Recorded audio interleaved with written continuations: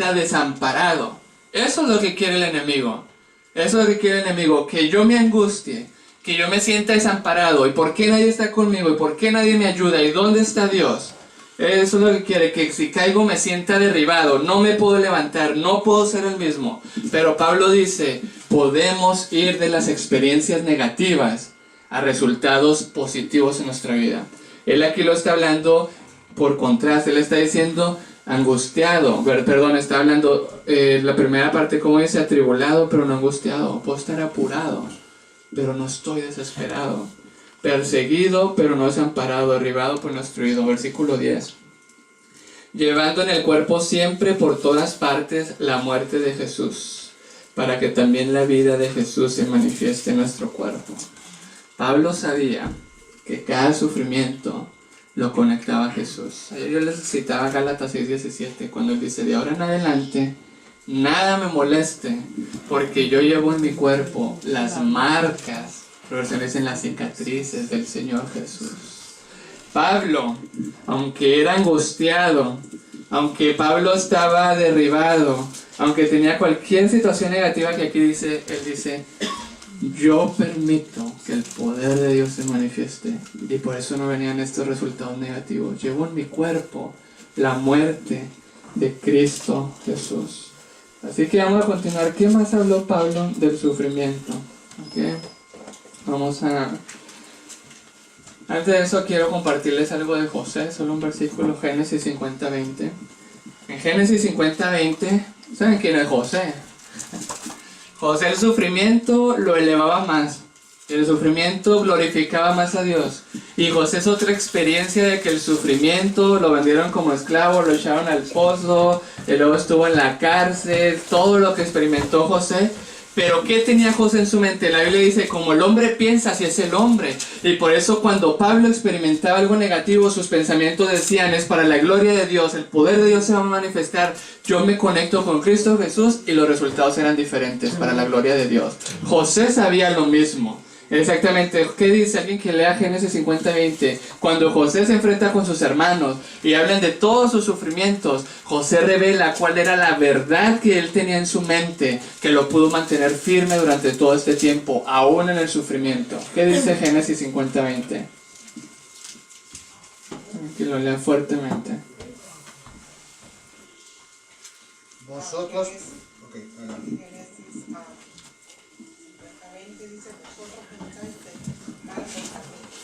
Dios lo encaminó a bien para hacer lo que nosotros podemos, para mantener en vida a muchos pueblos.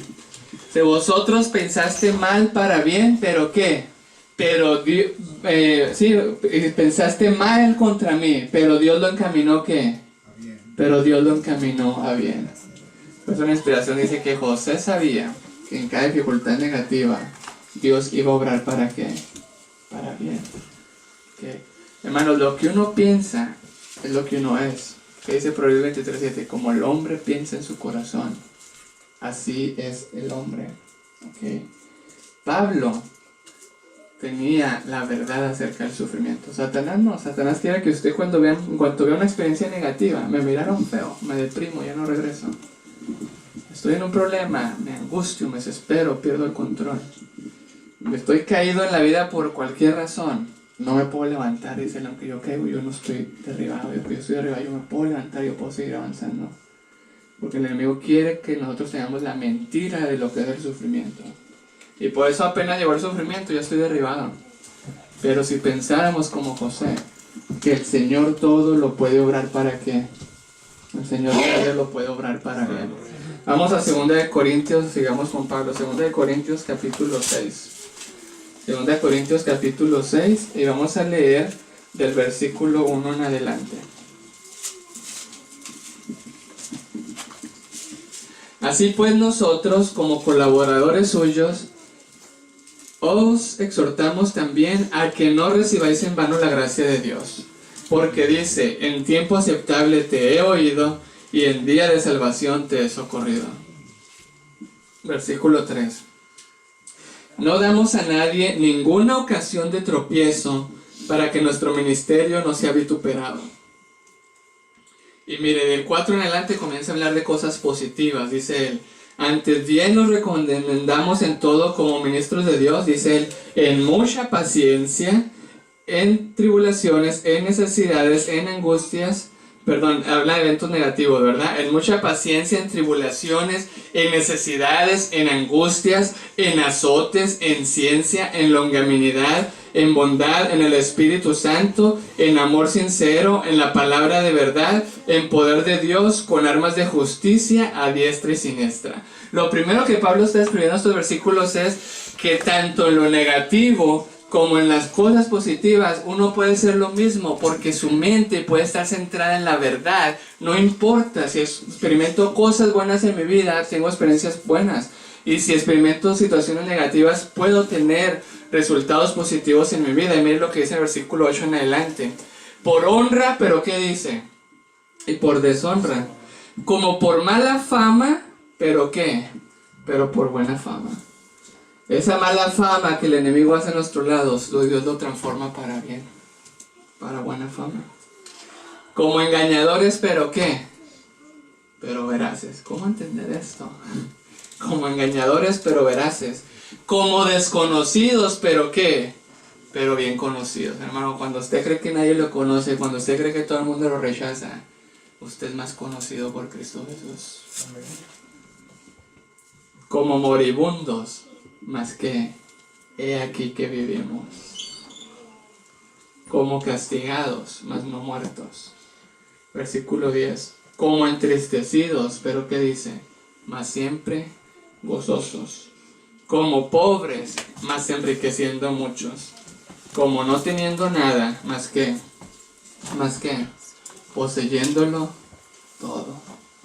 Hermanos, por segunda vez vemos cómo Pablo usa características negativas y dice, pero el resultado es que lo contrario. Mala fama, eso es buena fama. ¿Cómo entender esto en el sufrimiento cuando sufrimos por nuestro Señor? Mala fama es buena fama. Moribundo, eso es vida. Nadie me conoce, soy más conocido. Como no tengo nada, pero lo poseo todo. ¿Cuál era la verdad que Pablo tenía en su mente que nosotros tenemos que tener y no perder? ¿Cuál era esa verdad? ¿Cuál era esta verdad? Como triste, pero ahí está mi gozo. ¿Qué dijo Jesús en San Juan 16:20? El mundo se alegrará, ¿verdad? Se gozará, pero vuestra tristeza se convertirá en ¿qué? En gozo. Les dijo, ustedes se van a lamentar, van a estar tristes, pero su tristeza se convertirá en gozo. ¿Cuál es la verdad que nosotros tenemos del sufrimiento? ¿Qué creemos en el sufrimiento? Que cuando lo recordamos o cuando llega a nuestra vida, terminamos derribados, terminamos desamparados, terminamos angustiados, terminamos creyendo que no tenemos nada, terminamos tristes. Pablo dice, podemos estar en una situación negativa en nuestra vida, pero eso puede ser una bendición. Nadie me conoce, soy conocido por Dios. Estoy triste. La tristeza en el Señor, hermanos, la tristeza en el Señor es el gozo más grande que puede haber. ¿Entiende usted esto? Es locura. Yo le leí primero la historia de Pablo. Pablo tiene el derecho de hablar de esto, porque Pablo lo vivió en una experiencia real, porque Pablo dice, yo llevo en mi cuerpo las marcas de Cristo Jesús. Pablo dice, me rechazan, estoy triste por cómo me tratan, yo llevo en mi cuerpo las marcas de Jesús. Y Jesús le convierte esa tristeza en ¿qué? En gozo. Pablo habla en muchos otros lugares de esto. Vamos a otro lugar. Vamos dándonos algo lo más importante. Vamos a 2 Corintios. Estamos ahí, vamos al capítulo 1.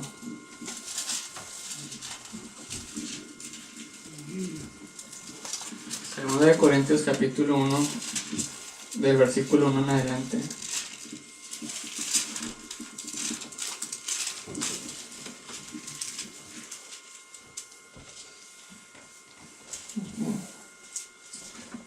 Leámoslo desde el 3, perdón. 2 Corintios 1, el 3 en adelante.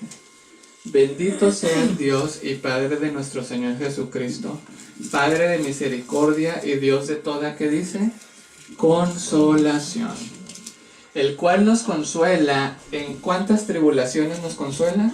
¿En cuántas? ¿En cuántas? en todas nuestras tribulaciones, el cual nos consuela en todas nuestras tribulaciones, para que, ¿qué?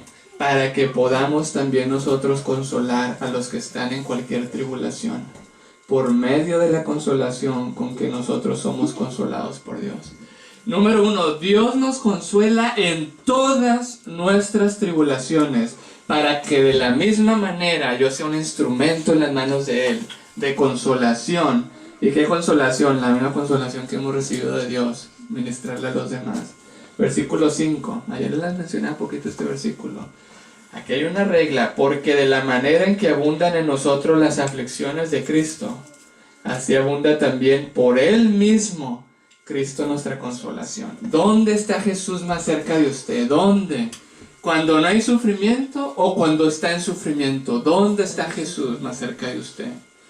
¿Dónde? ¿Recuerda la historia de los 3 hebreos? Los 3 hebreos que dijeron, ¿sabe, oh rey, que aunque usted nos eche al horno, nosotros no nos vamos a arrodillar? Y los echaron al horno de fuego. Y lo calentaron el horno de fuego 7 veces más que las personas, que los soldados que echaron a estos 3 hebreos al horno de fuego. ¿Qué pasó con ellos? Se quemaron. Y estos jóvenes solamente se quemó las cuerdas que los ataban en el horno de fuego. ¿Y quién apareció en el horno de fuego?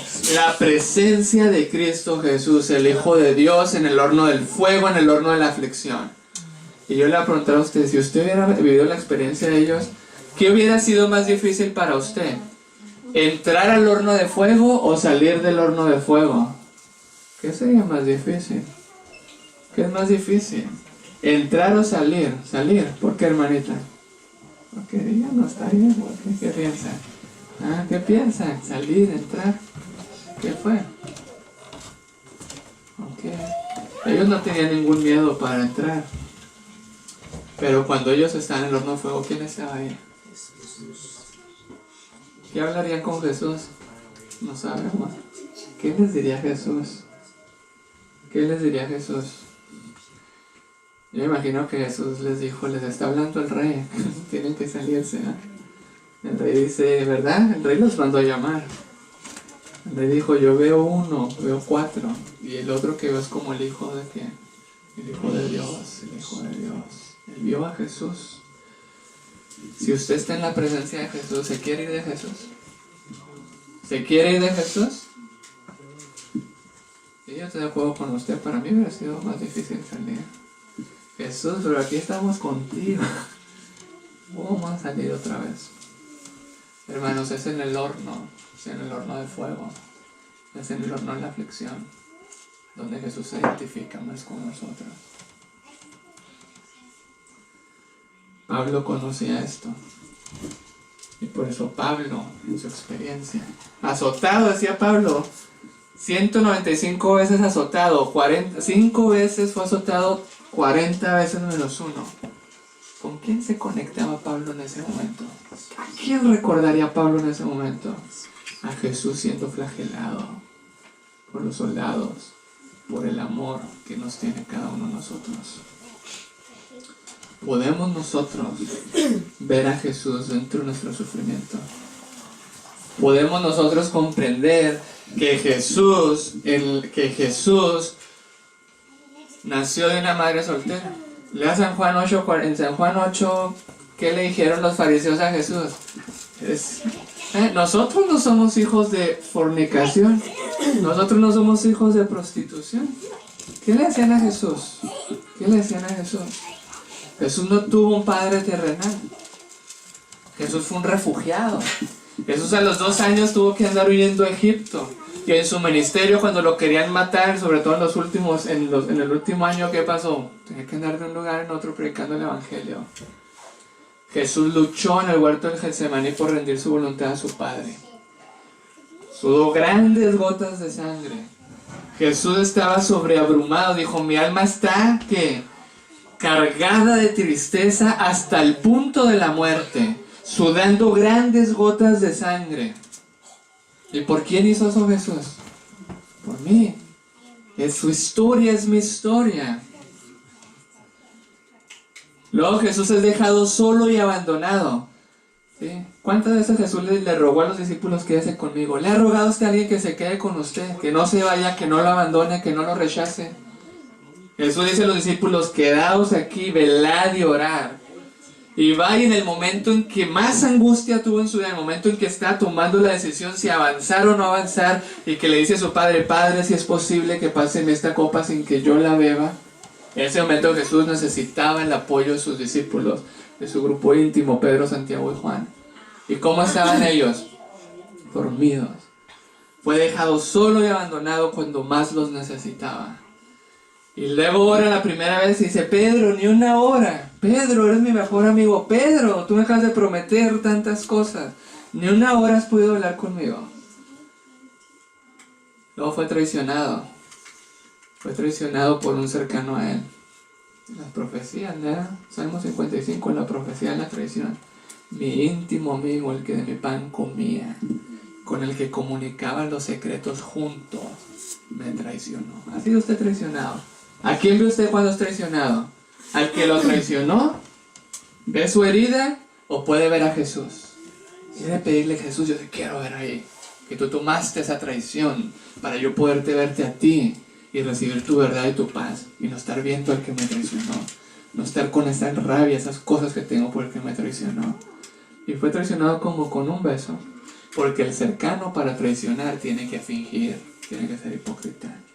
Y Judas llegó y le dio un beso a Jesús. Salve maestro, salve maestro. Se puede identificar Jesús con nuestros sufrimientos. Se puede identificar Jesús con nuestros sufrimientos. Vendido por el precio de un esclavo. ¿Cree usted que no vale? Lo tratan como si no vale nada. Tratan mejor al perro que a usted. Tratan mejor al vecino que a usted. ¿Sí? Los hijos dicen, tratan mejor a mis amiguitos que a mí. Vendido como un esclavo. No valía nada. ¿Puede identificarse Jesús? ¿A quién veo yo? ¿A quién veo yo cuando soy despreciado? ¿A quién veo yo cuando soy rechazado? ¿A quién veo yo cuando las acciones y las palabras de los demás creo que me quitan mi valor? Veo a Jesús en la cruz cargando esto por mí, que me dice que me ama, que yo valgo, que valgo su sangre. ¿Con quién me estoy conectando? Luego Jesús, ¿qué más vivió? Abofeteado, escupido, puñetazos, abuso físico. Abuso físico. Se burlaban de él, le pusieron una venda. Profetízanos quién es el que te está golpeando. Lo injuriaban, abuso verbal y emocional. Le quitaron sus vestiduras y fue crucificado desnudo en la cruz. Hermanos, quitarle a alguien sus vestiduras, desnudarlo y exponerlo a la mirada de miles de personas porque era la Pascua. Eso es un abuso sexual, así se considera hoy en día. Hoy en día desnudar a una persona sin su consentimiento, ¿ok? Para que sea expuesto ante las miradas de todos, siendo deshonrado, avergonzado y humillado, eso es un abuso. Es un abuso sexual. Jesús, ¿puedo ver a Jesús en mi herida? Puedo entender el gran amor de Jesús, que como les decía ayer, lo iban a matar, pero Jesús dice, no ha llegado la hora, no ha llegado la hora. Y la hora dice, es que era necesario que se cumpliera todo lo que estaba escrito. Y póngase a investigar, y todo lo que estaba escrito es que todavía no era abusado físicamente.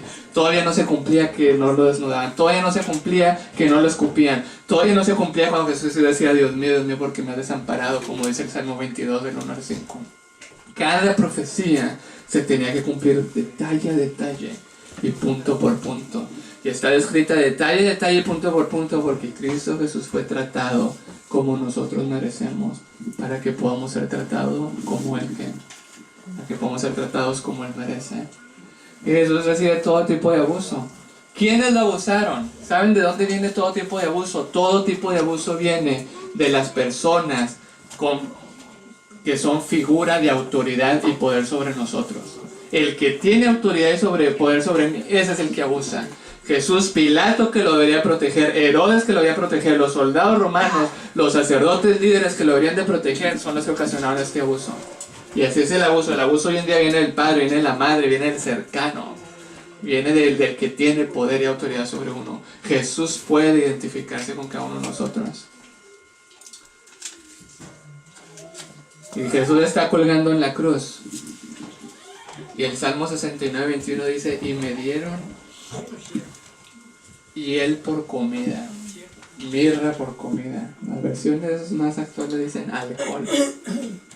Ahí que Jesús está colgando todo su dolor físico, y ustedes saben que ellos los crucificaban de una manera en que ellos cada vez que tenían que respirar, tenían que elevarse sobre sus heridas y apoyarse en sus manos y en sus pies para dar una respiración.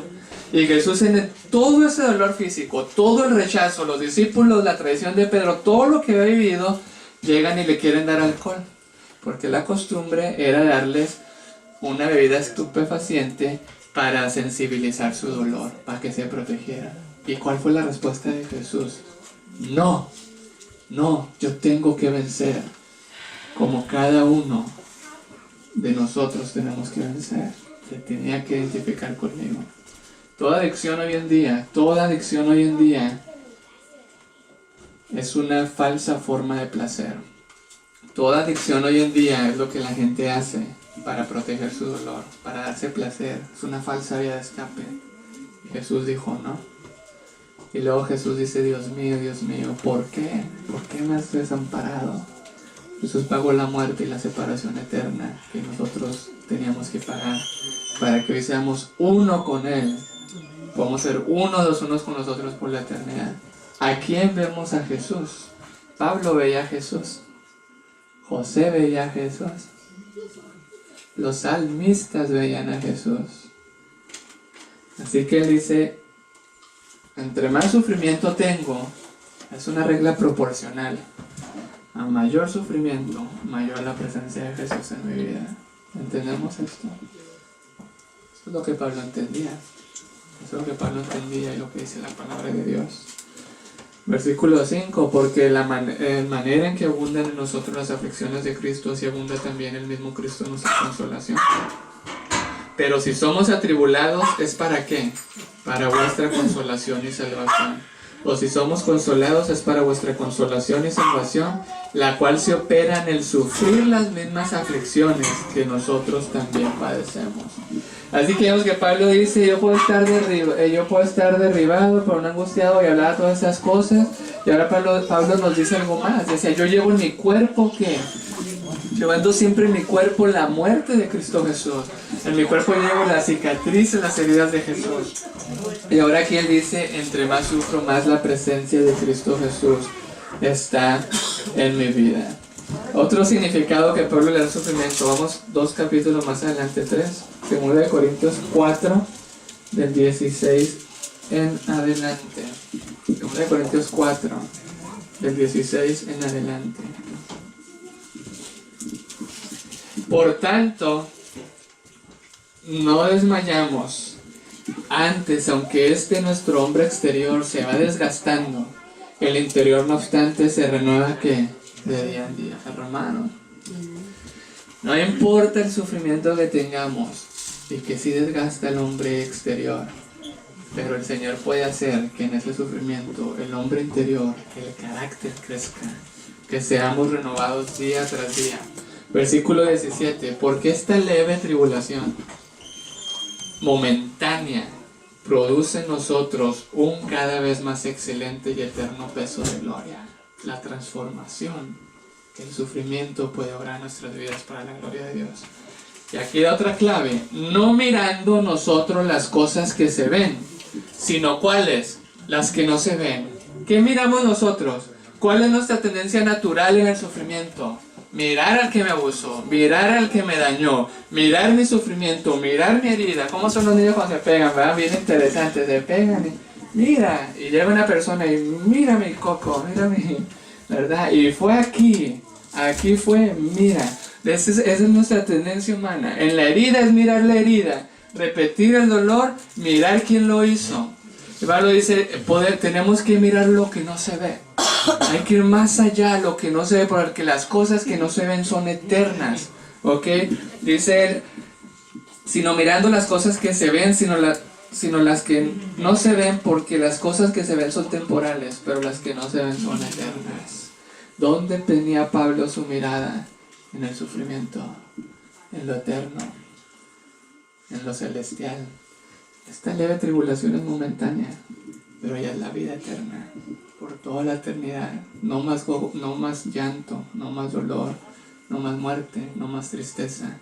Enjugará, que dice en la Biblia, Dios cada lágrima en los ojos de ellos, y todo va a ser hecho nuevo. ¿Dónde tenemos puesta nuestra mirada? Queremos mirar lo eterno. ¿Dónde está Jesús hoy? Intercediendo por nosotros, diciendo: mi sangre, mis heridas sanan, mis heridas limpian, mis heridas purifican, mis heridas salvan. ¿Ok? Así que qué tan precioso mensaje que Pablo tenía en su mente de lo que era el sufrimiento. Yo llevo en mi cuerpo las cicatrices de Jesús. Cada día, dice, yo muero para que Cristo se manifieste en mí. Yo me fijo en que dice, no en lo temporal, sino en lo eterno. Vamos a un último lugar donde Pablo habla del sufrimiento. Romanos, capítulo 5. Romanos, capítulo 5.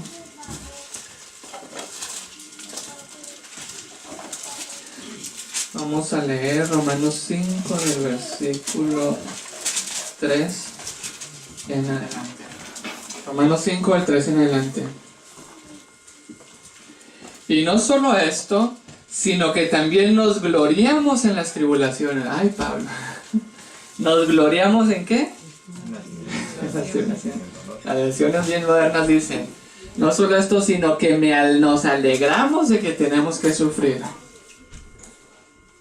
Es locura esto, hermano. Nos alegramos, dice él, en las tribulaciones. ¿Por qué Pablo se podía alegrar en las tribulaciones? Vamos a encontrar otra de su fórmula. Porque dice él, sabiendo que la tribulación, ¿qué? ¿Produce qué? ¿Qué produce la tribulación? ¿Qué es lo que produce la tribulación? ¿Qué dice Apocalipsis 14:12? Aquí está la paciencia de los santos de los últimos días, los que guardan los mandamientos de Dios. ¿Y qué más? Y la fe de Jesús. Hermanos, la única fórmula que hay para la paciencia y el carácter de Dios es la tribulación. ¿Sabía usted eso? ¿O no lo sabía? Jesús lo sabía, que la tribulación venía a los discípulos y por eso les mostró el sufrimiento. Así que dice, sabiendo que la tribulación que produce, paciencia. Y la paciencia, y aquí las versiones son diferentes, dice, la paciencia produce un carácter aprobado. Otras versiones dicen prueba. ¿Ok? Esa palabra significa carácter aprobado, carácter en proceso de transformación. Pablo dice, yo me alegro en la tribulación porque la tribulación produce, ¿qué produce? Paciencia, y la paciencia produce un carácter aprobado, y el carácter aprobado produce, ¿cómo dice? Produce esperanza. En los siguientes versículos. Dice él, yo veo aquí una escalera, cuando yo sufro en la tribulación, yo me alegro, porque sé que eso produce paciencia, la paciencia produce un carácter aprobado, y el carácter aprobado produce esperanza. ¿Sabe usted? Él está yendo desde la tribulación, desde la aflicción, ¿hasta dónde? Hasta la esperanza. Desde la tribulación, desde el problema, desde el sufrimiento, hasta la esperanza. Dice, yo sé esto, yo lo sé. ¿Y qué necesitamos para que eso sea una realidad en nuestras vidas? Lo que Pablo tenía, a Jesús en su vida. Y que Pedro se identificaba con Jesús. ¿Okay? ¿Cómo definió Pablo lo que es la esperanza? ¿Sabes qué es la esperanza? En el versículo 5. Él dijo que era la esperanza. La esperanza no avergüenza. ¿Nos está avergonzando a nosotros la tribulación? Hermano, la tribulación nos lleva a la esperanza. La esperanza no avergüenza. Porque el amor de Dios ha sido derramado en nuestros corazones por el Espíritu Santo que nos fue dado. Wow. La esperanza significa Dios es amor, Dios en nosotros a través de su Santo Espíritu. ¿Dónde está más Dios con nosotros? El amor de Dios derramado en nuestros corazones. ¿Por qué? Por el Espíritu que nos ha sido dado. Pablo está hablando, yo puedo ir de la tribulación a la paciencia, al carácter aprobado y a la esperanza. ¿Sabe cuál es la obra de Satanás? Un ciclo completamente opuesto. Que yo vaya en la tribulación, ¿a dónde? ¿A dónde? Al último paso que él tiene en la vida, la desesperanza.